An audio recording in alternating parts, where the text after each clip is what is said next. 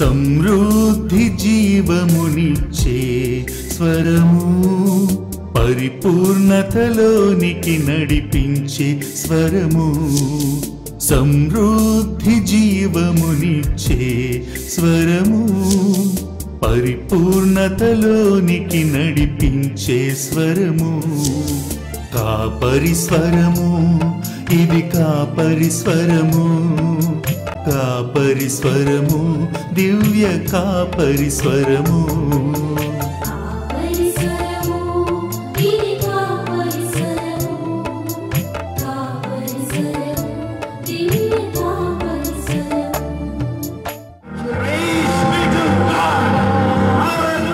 మన ప్రభు అయిన యేసుక్రీస్తు వారి అతి శ్రేష్టమైన నామంలో కాపరి స్వరం అనే టీవీ కార్యక్రమానికి మిమ్మల్ని ప్రేమపూర్వకంగా ఆహ్వానిస్తూ ఉన్నాను. ఈ వారం మనం ధ్యానించుకొనుటకు దేవుడిచ్చిన వాక్యము నీతిమంతుని విజ్ఞాపన. నీతిమంతుని విజ్ఞాపన అనే విషయం పైన మనం ధ్యానించుకుందాం. మనలో అందరికీ తరచుగా వచ్చే డౌట్ ఏంటంటే, నా ప్రార్థనలు ఎందుకని దేవుడు ఆలకించట్లేదా, ఎందుకని దానికి జవాబు రావట్లేదు, నా పరిస్థితి ఏంటి, ఎన్ని రోజులు నేను మొరపెట్టినా నాకు ఉత్తరం రావట్లేదేంటి, నాకు జవాబు దొరకట్లేదేంటి, ఎందుకని, నాలో ఏమి తక్కువ అయింది, లేకపోతే నాలో ఉన్న లోపాలేంటి అనేవి అర్థం కాని పరిస్థితుల్లో ఎంతోమంది ఉంటారు. వారి ప్రార్థనలకు ఎంతో భారం కలిగిన ప్రార్థనలు చేస్తూ ఉంటారు, కానీ ఆ ప్రార్థనకు తగిన జవాబు రానప్పుడు వారి విశ్వాసం సన్నగిల్లుతూ ఉంటుంది. నా ప్రార్థన ఎందుకని దేవుడు ఆలకించట్లేదు బ్రదర్, నేను చేస్తున్నది తప్ప, లేకపోతే నా జీవితంలో ఏమైనా తప్పు ఉందా, ఇవన్నిటిని గురించి నాకు పలు ఫోన్ కాల్స్ వస్తూ ఉన్నాయి. దేవుని కార్యాలు మా కుటుంబంలో ఎందుకు జరగటలేదు అని అడుగుతూ ఉన్నప్పుడు, నేను దేవునికి మొరపెడుతూ ఉన్నప్పుడు దేవుడు నాకు బయలుపరిచిన మాట మీతో చెప్పాలనుకుంటున్న మాట. నీతిమంతుని విజ్ఞాపన ఏ విధంగా అయితే ఉంటుందో అటువంటి విజ్ఞాపన మన జీవితంలో ఎప్పుడైతే ఉంటుందో దేవుని యొక్క మహిమ కలిగిన కార్యాలు మన జీవితాల్లోనూ మన కుటుంబాల్లోనూ ప్రతి ఒక్క అవసరతలోనూ దేవుడు తీర్చడానికి సిద్ధంగా ఉన్నారు. అటువంటి నీతిమంతుని విజ్ఞాపన ఏ విధంగా ఉంటుంది, ఏ విధంగా మనం మన కుటుంబ జీవితాన్ని కానీ మన వ్యక్తిగత జీవితాన్ని కానీ లేకపోతే దేవుడిచ్చిన ఈ మహిమ కలిగిన జీవితం కొరకు ఏ విధంగా దాన్ని మనం ఉపయోగించుకోగలమో, ఏ విధంగా మనం విజ్ఞాపన చేయాలో ఈరోజు తెలుసుకుందాం. యాకోబు రాసిన పత్రిక 5వ అధ్యాయం 16వ వచనం చదివినప్పుడు, మీ పాపములను ఒకనితోనొకడు ఒప్పుకొనుడి, మీరు స్వస్థత పొందునట్లు ఒకని కొరకు ఒకడు ప్రార్థన చేయుడి. నీతిమంతుని విజ్ఞాపన మనఃపూర్వకమైనదై బహు బలము గలదై యుండును అని దేవుని వాక్యం సెలవిస్తూ ఉన్నది. యాకోబు రాసిన పత్రికలో ఎంతో తేట తెల్లంగా పలు అంశాల గురించి రాయబడి ఉన్నది. అందులో దేవుడు మనతో మాట్లాడదలిచిన మాట నీతిమంతుని విజ్ఞాపన. ఈ విజ్ఞాపన బహు బలము గలదై మనఃపూర్వమైనదై ఉంటుందని దేవుని వాక్యం సెలవిస్తూ ఉంది. అసలు ఈ నీతిమంతుడు ఎవరు అని మనం ఆలోచించినట్లయితే, దేవుని నీతి ఉన్నదా, లేకపోతే తన సొంత నీతి పైన ఉంటారా? ఈ నీతిమంతుడు ఎవరంటే దేవుని పైన ఆనుకొని జీవించే వ్యక్తి. ఈ నీతిమంతుని యొక్క ఆలోచనలు ఎప్పుడు కూడా తన అంతరంగిక స్వస్థత గురించి, తన అంతరంగిక లేకపోతే స్వస్థ బుద్ధి గురించి, తన అంతరంగికలో ఉన్న ఆ దేవుని ఆత్మ వలన జరిగే కార్యాల గురించి ఎప్పుడు ఆలోచన చేస్తూ ఉంటాడు. ఎందుకంటే అతను ఆలోచిస్తున్న నీతి దేవుని నీతికి సంబంధించినది. తన స్వంత నీతి పైన ఎప్పుడు ఆధారపడ్డు నేను అన్నది ఉండదు, కానీ దేవుని పైన ఆనుకొని ఉండే దేవుని నీతి కలిగిన జీవించే ఒక భక్తుడై ఉంటాడు. నీతిమంతుని ఒక విజ్ఞాపన దేవుని నీతితో పోల్చబడింది. దేవుని నీతి ఎవరిలో అయితే ఉంటుందో వారు చేసే విజ్ఞాపన నీతి కలిగిన విజ్ఞాపన. ఆ విజ్ఞాపనకు గలే ఫలం ఏంటంటే అది మనస్సులో నుంచి పుట్టుకొస్తుంది. అటువంటి విజ్ఞాపన అనగా ప్రార్థన. విజ్ఞాపన అనగా ప్రార్థన. అటువంటి ఆ ప్రార్థన మనస్సులో నుంచి, హృదయాంతరంగంలో నుంచి పుట్టుకొచ్చి ఆ అంతరంగంలో ఉన్న ఆ విశ్వాసముతో ప్రార్థన చేసినప్పుడు వారి ఆ యొక్క ప్రార్థన బహు బలము కలిగినదై దేవుని కార్యాలు వారి కుటుంబాల్లో కానీ వారి వ్యక్తిగత జీవితాల్లో కానీ వారిపై ఉన్న ప్రతి సమస్యలకు కానీ వాటన్నిటికీ జవాబునిస్తుంది. ఎప్పుడంటే వారు దేవుని నీతిపై ఆనుకొని వారి నీతిని దేవుని నీతిలోనికి మార్చుకున్నప్పుడు.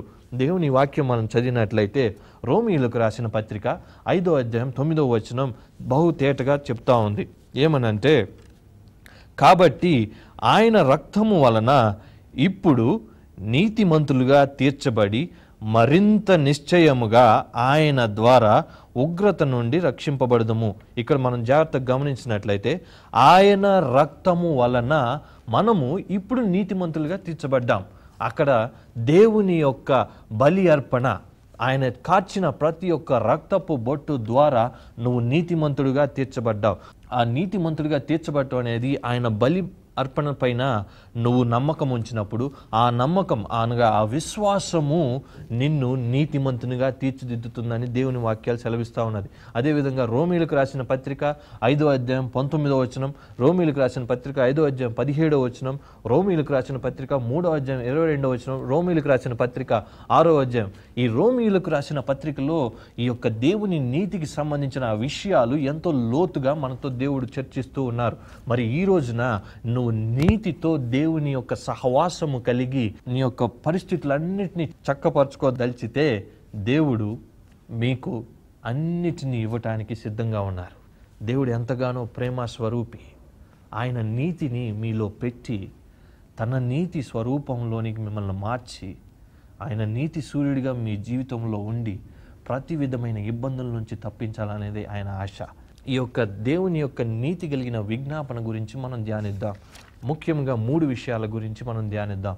ఒకటవది మనఃపూర్వకమైన విజ్ఞాపన ఉంటుంది. నీతిమంతుని చేసే విజ్ఞాపన మనఃపూర్వకమైనదై ఉంటుంది. రెండవది అతను చేసే ఆ విజ్ఞాపన బహుబలము కలిగినదై ఉంటుంది. మూడవది మనం చూసినప్పుడు మన గృహము కానీ ఆ జీవితం కానీ దేవుని యొక్క నీతి మనలో అలవర్చుకున్నప్పుడు అది దేవుని యొక్క ఆశీర్వాదాలతోనూ స్థిరముగాను నిలపబడి ఉంటుంది. మొట్టమొదటిది నీతిమంతుని విజ్ఞాపన మనఃపూర్వకమైనదై ఉండును.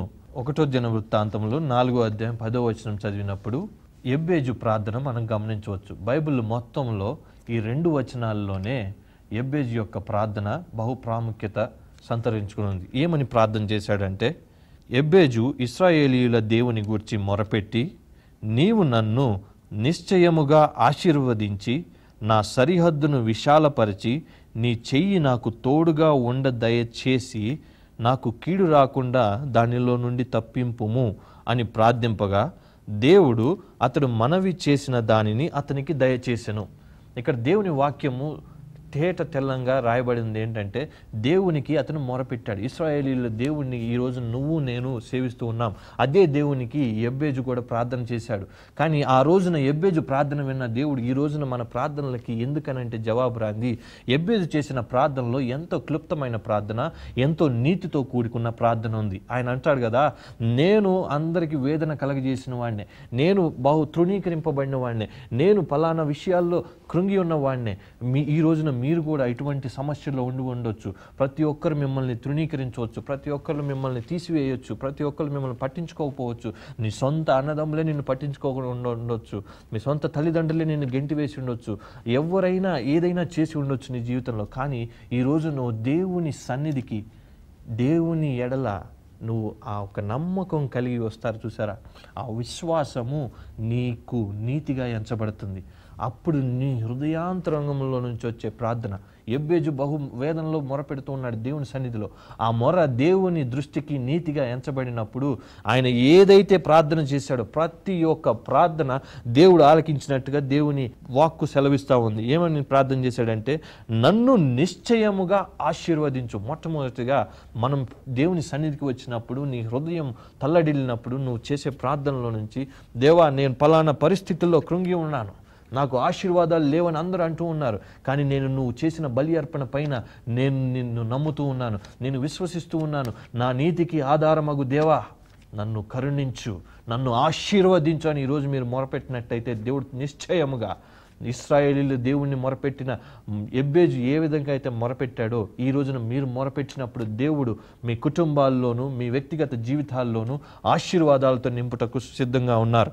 రెండవది, నా సరిహద్దును విశాలపరిచి నీ చెయ్యి నాకు తోడుగా ఉంచుము. నా సరిహద్దును, మనం ఎంతో కాలం నుంచి మీలో ఎంతోమంది నేను ఫలానా పొజిషన్లోనే ఉన్నాను, నా జాబ్లో నాకు ఇంక్రిమెంట్ లేదా, లేకపోతే నా ఇల్లు కట్టుకోవాలనుకుంటున్నాను, ఇల్లు కట్టుకోలేకపోతున్నాను, ఏంటి నా పరిస్థితి?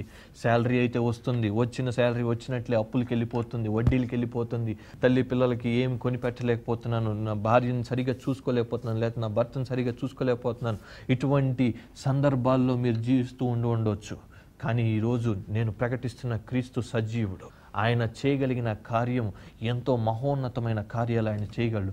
మీరు కేవలం విశ్వసించి దేవుని పైన ఆధారపడినప్పుడు దేవుడు తప్పకుండా మీ గృహాల్లో ఆ రోజు యెబ్బేజును ఏ విధంగా అయితే మొరపెట్టిన వెంటనే ఆశీర్వదించాడో మిమ్మల్ని ఆశీర్వదించుటకు నిండైన ఆశీర్వాదాలతో ఆశీర్వదించటమే కాకుండా మీకున్న ఆ సరిహద్దులను విశాలపరిచి, హల్లెలూయా, ఆ సరిహద్దులను విశాలపరిచి ఆయన చెయ్యి అనగా ఆయన యొక్క నీడ, ఆయన యొక్క సహవాసం, ఆయన యొక్క వాక్కు మీ తోడుగా ఉంచి ఇంక ఎన్నటికీ ఎటువంటి కీడు మీ కుటుంబాలకు రానీయకుండా దేవుడు నిశ్చయముగా ఆశీర్వదించి మీరు చేస్తున్న ప్రతి ఒక్క ప్రార్థనలకు ఆయన జవాబు దయచేసి మిమ్మల్ని ప్రతి విధమైన సాతాను కుతంత్రాల నుంచి తప్పించుటకు సిద్ధంగా ఉన్నాడు.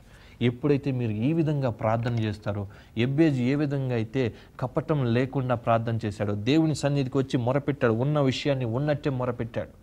దేవా, ఇది నా పరిస్థితి, అందరూ నన్ను ఇలా అంటూ ఉన్నారు, నా వల్ల అవటం లేదు, నేను నిన్ను నమ్ముకొని ఉన్నాను, నీ పైన ఆనుకొని ఉన్నాను, నువ్వు చేసిన బలి అర్పణ పైన నాకు విశ్వాసం ఉన్నది, అటువంటి విశ్వాసము నన్ను సిగ్గుపరచదని నీ వాగ్దానం సెలవిస్తూ ఉంది ప్రభువా, నన్ను సిగ్గుపడనీయొద్దు, నా ప్రార్థనకు జవాబు దయచేయని నీతి కలిగిన ప్రార్థన, నీతి కలిగిన విజ్ఞాపన. నీతి అనగా క్వాంటిటీ కాదు, ఎంతసేపు ప్రార్థన చేశామనేది కాదు, ఎలా ప్రార్థన చేసి దేవుని మనస్సును కదిలించగలిగామన్నదే ముఖ్యం. దేవుడు ఈ విధమైన ప్రార్థనలు వినటానికి సిద్ధంగా ఉన్నారు. నీతి కలిగిన భయభక్తులతో కూడిన ప్రార్థన, మనఃపూర్వకం అనగా నీ హృదయాంతరంగంలో నుంచి వచ్చే ఆ ప్రార్థన దేవునికి శ్రేష్టమైనది. నీ హృదయ వేదనలో నుంచి వచ్చే ఆ ప్రార్థన దేవునికి బహు ప్రీతికరమైనది. నీ హృదయాంతరంగంలో నుంచే ఆ ప్రార్థన దేవుని యొక్క దృష్టి నీ పైన ఉంచుతుంది. ఇటువంటి ప్రార్థన మీరు నేర్చుకోవాలి. మనందరం నేర్చుకుని దేవుని యొక్క దృష్టి మన పైన ఉండేటట్లు చేయాలి. ఎందుకనగా దేవుడు అంటున్నాడు కదా, నేను భూలోకమంతటా వెతుకుతూ ఉన్నాను, నాకెవ్వరు ఒక్క నీతిమంతుడు కనపడలేదు. నీతిమంతుడు ఎవరో కాదండి, దేవుని రక్తము చేత నేను కడగబడ్డాను, దేవుని యొక్క మహిమ కలిగిన వాక్కు చేత నేను విశ్వసిస్తున్నాను, ఆయన రక్తము నాకు విమోచన దయచేసింది, ఆయన యొక్క బలి అర్పణ నా జీవితంలో నిరర్ధకం కాలేదు, నేను దేవుని కొరకు జీవిస్తున్నాను, ఆయన రక్తము, ఆయన చేసిన అర్పణే నన్ను నీతిమంతునిగా తీర్చుతుంది అని ఎవరైతే నమ్ముతారో వారి ప్రార్థన నీతి కలిగిన విజ్ఞాపన. ఆ విజ్ఞాపన మీ హృదయాంతరంగంలోంచి, ఒకవేళ మీరు వేదనలో ఉన్నప్పుడు మీ హృదయాంతరంగంలోంచి పుట్టినది కనుక అది మంచి ఆన్సర్ని దేవుని దగ్గర నుంచి వస్తుంది. ఏదైతే మీరు ఆ టైంలో మొరపెడతారో వెంటనే దేవుని వాక్యం సెలవిస్తూ ఉన్నది, అతడు మొరపెట్టినదంతయు దేవుడు అతనికి దయచేసెను. సింపుల్. 2 వచనాల్లో ఒక వచనమేమో తను ప్రార్థన చేశారు, 2వ వచనం దేవుని వాక్యం సెలవిస్తూ ఉంది, ఏదైతే తను మొరపెట్టాడో అదంతా దేవుడు అతనికి ఇచ్చను. ఈ రోజున దేవుడు మీ మొర ఆలకించడానికి సిద్ధంగా ఉన్నాడు. ఎన్నో దినాల నుంచి మీరు వేచి ఉండొచ్చు, కానీ ఇక్కడ ఏమైనా కరెక్షన్ ఉంటే కనుక మీరు కరెక్ట్ చేసుకోవాల్సిన అంశాన్ని మీరు గుర్తు చేసుకోండి. దేవుని నీతి పైన ఆధారపడండి. దేవా, నువ్వు చేసిన అర్పణ పైన నేను ఆధారపడి ఉన్నాను, నా ప్రార్థన, నా విజ్ఞాపన నీ సన్నిధికి చేర్చుకోండి ప్రభా అని మీరు ఎప్పుడైతే మొరపెడతారో దేవుడు మీ జీవితాల్లో, మీ కుటుంబాల్లో మంచి అద్భుత కార్యాలు చేయటానికి ఆయన సిద్ధంగా ఉన్నారు. మహిమ కలిగిన కార్యాలతో కుటుంబాలను నింపుటకు ఆయన సిద్ధంగా ఉన్నారు. 2వ విషయాన్ని గమనించినట్లయితే ఈ నీతిమంతుని విజ్ఞాపన బహు బలము కలిగినదై ఉంటుందని దేవుని లేఖనాలు చెప్తా ఉన్నాయి. 1 రాజుల గ్రంథము 17వ అధ్యాయం 1 నుంచి 18 వచనాలు చదివినప్పుడు, యాకోబు రాసిన పత్రిక 5వ అధ్యాయం 17-18 వచనాలు చదివినప్పుడు మనం అక్కడ దేవుని ప్రవక్త అయిన ఏలియాని మనం చూడవచ్చు. ఏలియా ప్రవక్త ఉన్న ప్రవక్తలందరిలో బహుదీశాలి, మంచి ప్రార్థనాపరుడు. ఆయన ప్రార్థన చేసినప్పుడు 3.5 సంవత్సరాలు వర్షం కురవలేదు, 3.5 సంవత్సరాలు ఎటువంటి పంట పండలేదు, భూమి తన ఫలాన్ని ఇవ్వలేకపోయింది. ఆయన ప్రార్థన దేవుని యొక్క ఒక ప్రవక్తగా ఉన్న ఈ ఏలియా ప్రార్థన అంత బలము కలిగిందై ఉన్నది. ఎందుకంటే ఏలియా దేవుని చేత నడపబడిన వ్యక్తి, ఏలియా దేవుని యందు విశ్వాసం ఉంచిన వ్యక్తి, ఏలియా దేవుణ్ణి ఎరిగిన వ్యక్తి, ఏలియా దేవుని చేత నడపబడుతున్న వ్యక్తి. ఆయన దేవుని పైన ఆనుకొని దేవుని యొక్క ముఖాంతరంలో నుంచి దేవుడు ఏదైతే బయలుపరచదలుచుకున్నాడో, దేవుడు ఏదైతే మాట్లాడదలుచుకున్నాడో, దేవుడు ఏదైతే చేయదలుచుకున్నాడో ఉన్నది ఉన్నట్టుగా దేవుని నీతికి అనుగుణంగా ఆయన నడుచుకున్నాడు. కాబట్టి ఆయన చేసిన ఆ ప్రార్థన బహు గొప్ప కార్యాలు జరిగాయి. అటువంటి ప్రార్థన ఈరోజు నువ్వు నేను చేయాలి. అటువంటి ప్రార్థన దేవుడు మనల నుంచి కోరుకుంటున్నాడు. నీతిమంతుని విజ్ఞాపన బహుబలం కలిగినదై ఉండును. నీతిమంతుని విజ్ఞాపన. పౌలు శీలలు ఇద్దరు చెరసాల్లో వేయబడ్డారు. వాళ్ళిద్దరు చెరసాల్లో వేయబడినప్పుడు వారు చేసిన ఒకే ఒక్క నీతి కలిగిన కార్యం, దేవుడు వారికి ఇచ్చిన రక్షణను బట్టి, దేవుడు వారికి ఇచ్చిన విశ్వాసమును బట్టి వారు దేవుణ్ణి స్తుతించడం మొదలుపెట్టారు. దేవుణ్ణి ఎప్పుడైతే వారు స్తుతించడం మొదలుపెట్టారో వారున్న ఇబ్బందులు అయ్యి, వారున్నది చెరసాల. ఈ రోజున నువ్వు చెరసాల ఇబ్బందుల్లో ఏమైనా ఉండవచ్చు.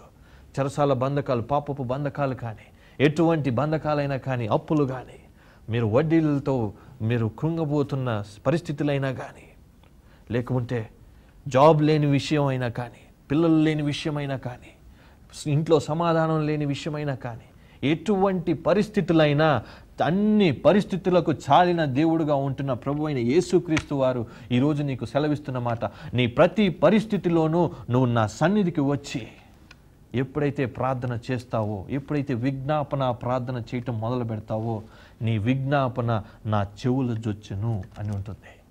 దేవుని వాక్యం సెలవిస్తూ ఉంటుంది.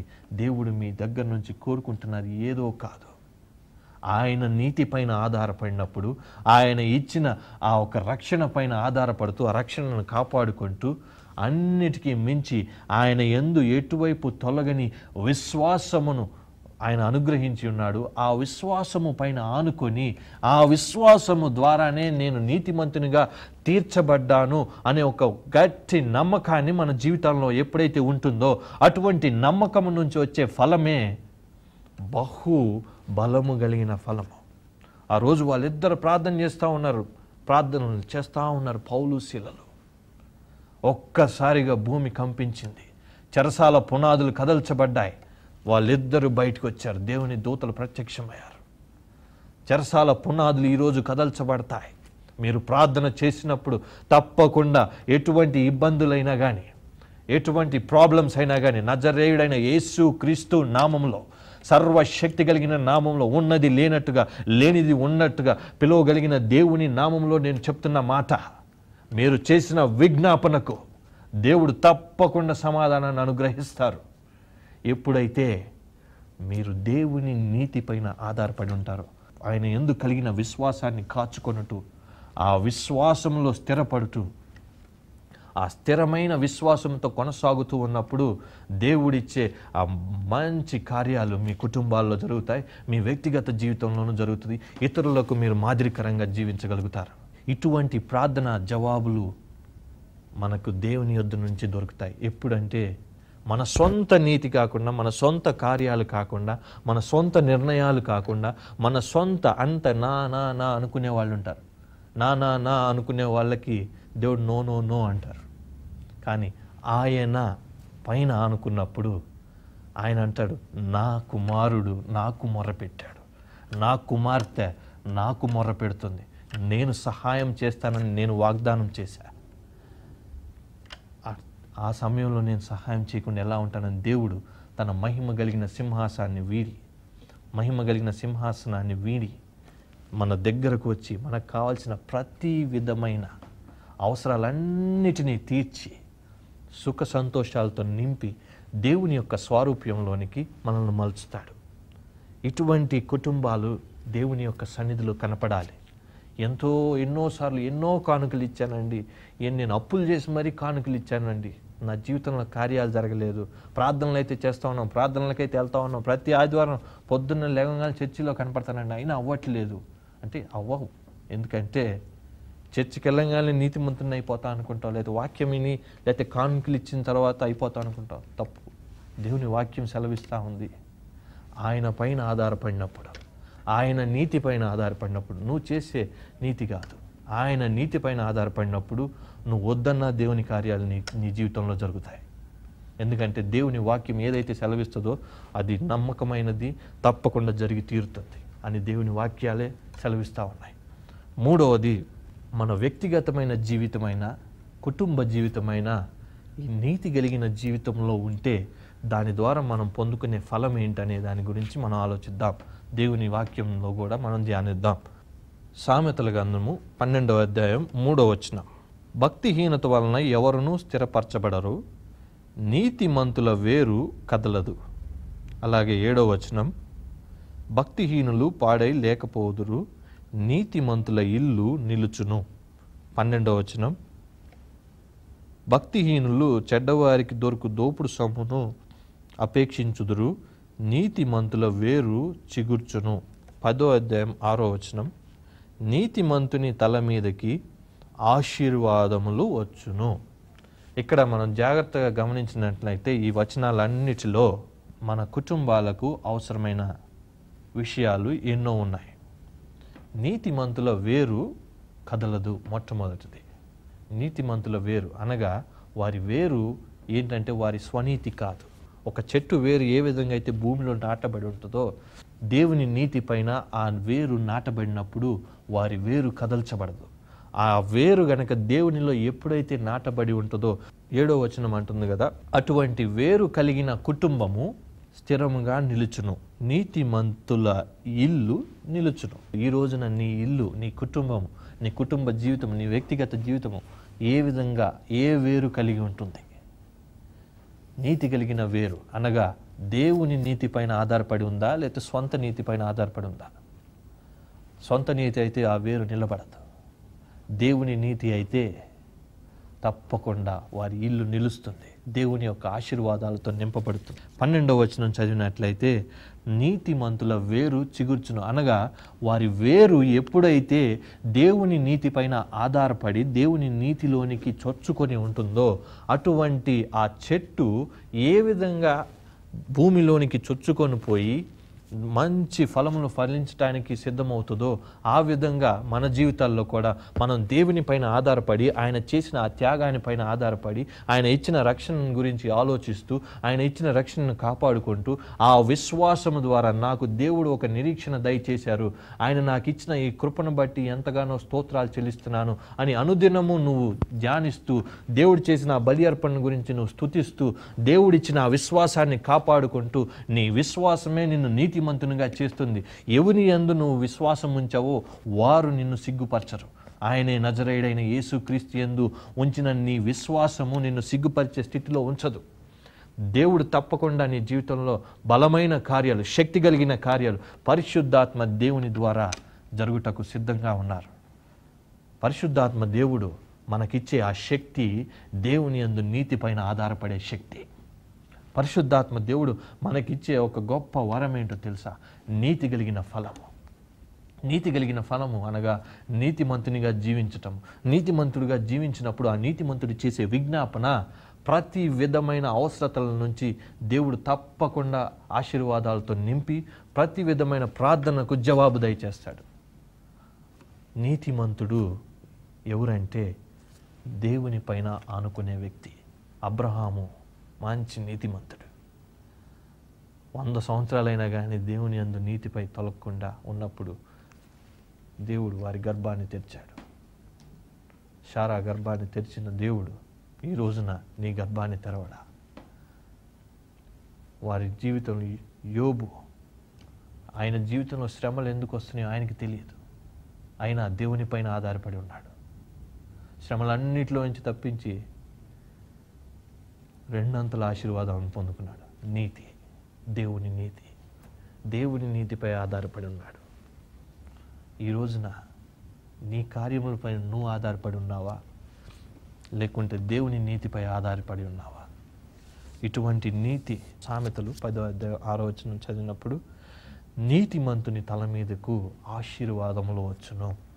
ఎవరైతే దేవుని నీతి కలిగి ఆయన ఇచ్చిన ఆ సర్వాంగ కవచమును ధరించి ఆ నీతితో జీవిస్తారో వారి కుటుంబం మీదకి, అనగా వారి జీవితంలోనికి దేవుని యొక్క మెండైన ఆశీర్వాదాలు వస్తాయి అని దేవుని వాక్యం సెలవిస్తూ ఉంది.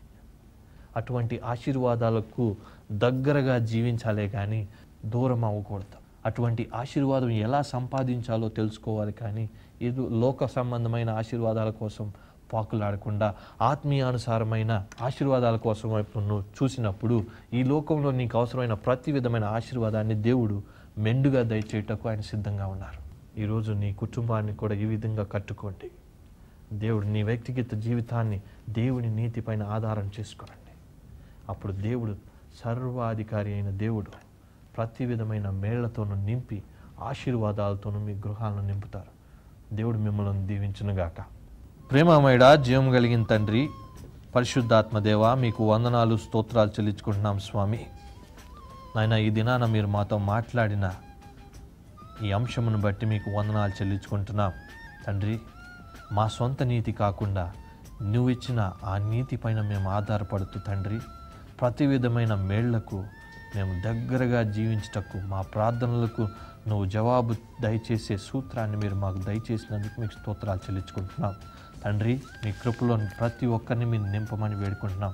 మీ కృపలో ప్రభా, ఎవరైతే ఈ ప్రార్థనలో ఏకీభవించి ప్రభా వారు ప్రార్థన చేస్తూ ఉన్నారో వారి కుటుంబంలో ఏదైనా అవసరతలు ఉంటే తండ్రి నజరేయుడైన యేసు క్రీస్తు నామంలో వారికి తీర్చి ప్రభా, నైనా వారి కుటుంబాన్ని నీతిమంతులుగా తీర్చి తండ్రి ప్రతి ఒక్కరిని నీ రాజ్య వారసులుగా చేసి ప్రభా వారి కుటుంబంలో ప్రతి విధమైన ఇబ్బందుల నుంచి తప్పించి నైనా మీ మెండైన మేళ్లతోనూ ఆశీర్వాదాలతోనూ నింపి నీ నామ మహిమ ఘనత కొరకు వారిని నిలబెట్టి నీ సాక్షులుగా వారిని నిలబెట్టమని వేడుకుంటున్నారు తండ్రి. ఎవరైనా అనారోగ్యంతో ఉంటే తండ్రి ఇప్పుడే నజరేయుడైన యేసు క్రీస్తు నామంలో వారిని ముట్టి స్వస్థపరచమని వేడుకుంటున్నాను ప్రభా. నైనా మీరే సహాయం చేయండి. నైనా చెవిటి వారిని ప్రభా మీరు తాకండి, వారి చెవులను మీరు ముట్టి స్వస్థపరచమని వేడుకుంటున్నాను. నైనా వెన్నెముక ప్రాబ్లం ఉన్న వారిని ప్రభా మీరు ముట్టి స్వస్థపరచండి ప్రభా. ప్రతి విధమైన ఇబ్బందుల నుంచి తప్పించి ప్రభా, ప్రతి విధమైన అనారోగ్యాల నుంచి మీరు నైనా తప్పించి తండ్రి పరిపూర్ణ సంతోషమును, పరిపూర్ణ ఆరోగ్యమును, పరిపూర్ణ బలమును, పరిపూర్ణ శక్తిని వారిలో ఉంచి ప్రభా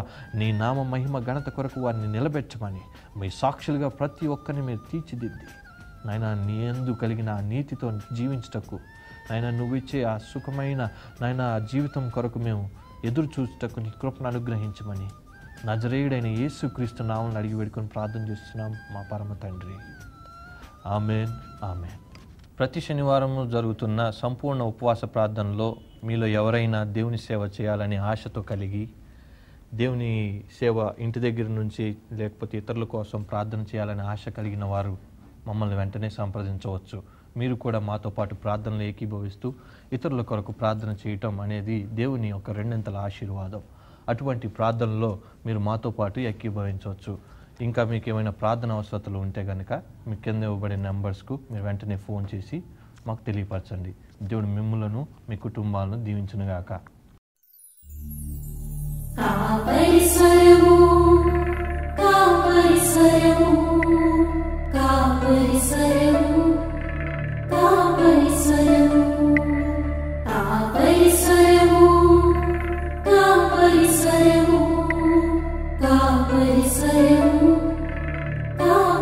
Swaramu